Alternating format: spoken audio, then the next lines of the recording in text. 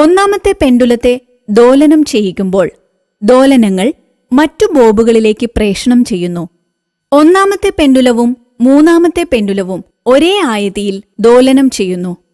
അതുപോലെ രണ്ടാമത്തെയും നാലാമത്തെയും പെൻഡുലങ്ങൾ ഒരേ ആയതിയിൽ ദോലനം ചെയ്യുന്നു. ഇതിന് കാരണം ഒന്നാമത്തെയും മൂന്നാമത്തെയും പെൻഡുലങ്ങൾക്ക് ഒരേ നീളമായതിനാൽ അവയുടെ സ്വാഭാവിക ആവൃത്തി തുല്യമായിരിക്കും എന്നതാണ്.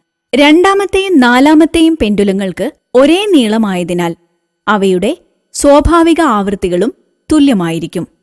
ഇവിടെ ഒരേ നീളമുള്ള പെൻഡുലങ്ങൾ തമ്മിൽ അനുനാദത്തിലാവുന്നു.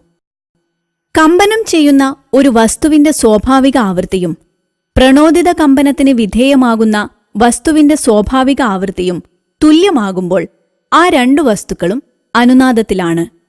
പ്രണോദിത കമ്പനത്തിന് വിധേയമാകുന്ന വസ്തു അതിന്റെ പരമാവധി ആയതിയിൽ കമ്പനം ചെയ്യുന്ന സന്ദർഭമാണിത്.